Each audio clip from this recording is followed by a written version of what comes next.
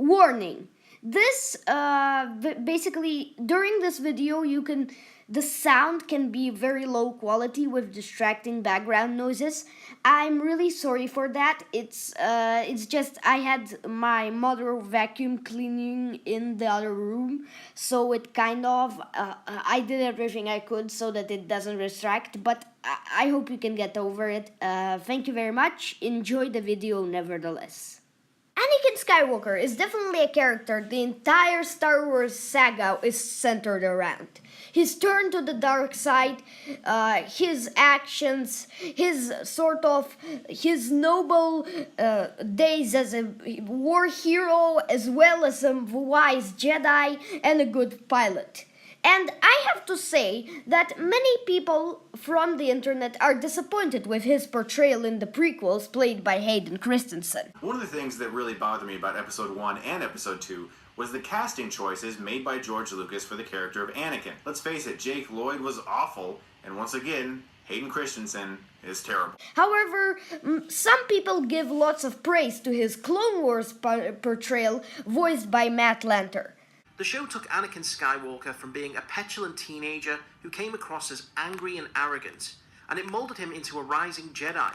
This is, for me, I don't really like Lanter's portrayal, and there are countless reasons why.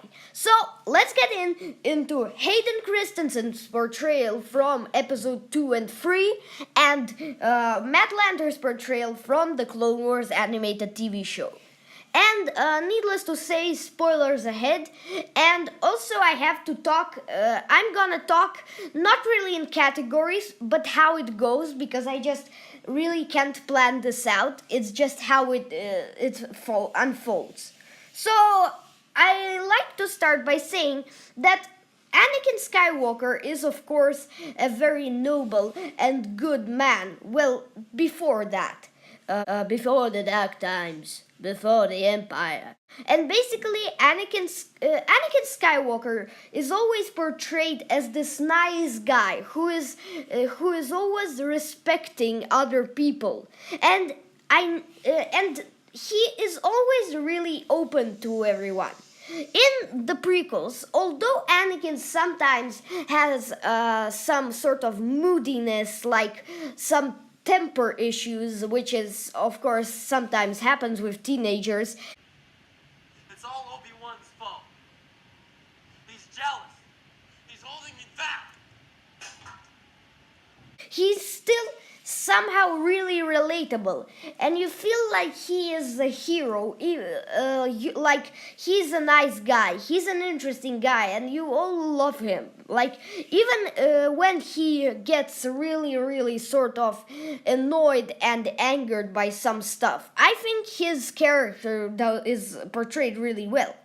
Matt Lanter's, however, is... I'm sorry for using this sort of language, but he's kind of an asshole. He's very sort of despicable to me, because sometimes he rudely interrupts other people when they start saying something. Focus your fire on the gun emplacements here and here, because it's only after we neutralize the guns that we can push for the factory. Yes, we can push for the factory. Now expect stiff resistance And from... don't forget to top off your energy cells and ration packs. Once we leave, there'll be no resupply. Anything else, Ahsoka? No, I think you've pretty much covered everything. Sometimes he really doesn't respect other people. Morning, troops. Welcome aboard the Jedi Cruiser Endurance. I am Mace Windu, and this is Anakin Skywalker. And just sometimes he just sort of annoys the hell out of me in the Clone Wars. Now, after that, I want to talk about his anger issues, his dark side. In the movies, Anakin's dark side is shown with jealousy, sometimes anger to Obi-Wan and stuff like that. And although it might be a bit not as what the fans wanted, I think, for me, my opinion, you can have your own opinion, just don't start screaming at me in the comments. Just respect other people's opinions. That's just what I am asking. So for me, he's still very sort of nice even when he has that, and it really is portrayed well with the Imperial March often playing in the background, and everything was just done so well. Just even the dialogue, although I know it's sometimes cringy, it still sort of shows his emotions. And many people say that he's like a very annoying teenager in the films, which I don't agree with. For me, he's very annoying in the Clone Wars. Just his anger issues, just how he gets so angry and so like, why? That's just, for me, that's more the annoying side of him. Not in the movies where he's holding me back. One day I will be the best Jedi, stuff like that. In the Clone Wars, he's like, how many lies have the Jedi told me? And it's so just how Matt Lanter just delivers those lines is just, for me, I hate it. How many other lies have I been told by the Council? And how do you know that you even have the whole truth? Now, Anakin is, of course, a very flirtatious guy. He is always centered around women. He's a very hot actor.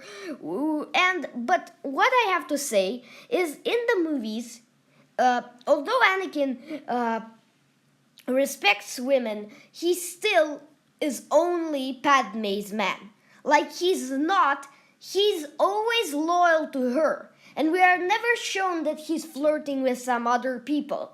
And that's exactly his side. He's very loyal to their relationship with Padme. He isn't like some other character in the movies who always switches the women like gloves. And I have to say that in the Clone Wars, he was far too open to other women. Starting off with how he interacts with Ahsoka sometimes. Now, that's not so much, but sometimes you just have that feeling. But then, of course, we have his interaction and flirting with the Zygerian Queen, which is absolutely out of character, I think, for him, because he isn't just a guy who's flirting with Zygerian's queens just for the sake of the mission. He's not a Bond.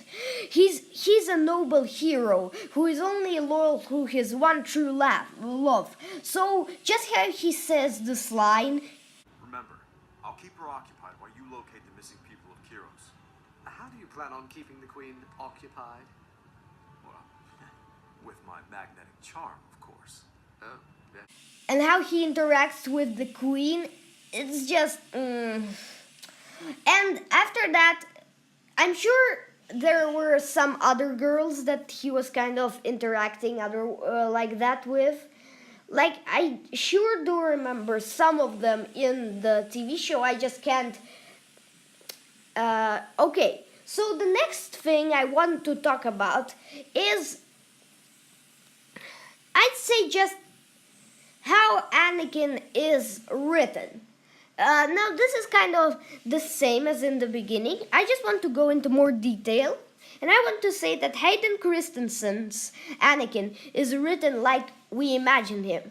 He's close to Padme and sort of always nice to her, and he's brave going after his mother. He never really disrespects anyone really much. He never shouts on Obi-Wan or anyone. Well, except the Jedi Council, but still he's not like as bad as in the Clone Wars.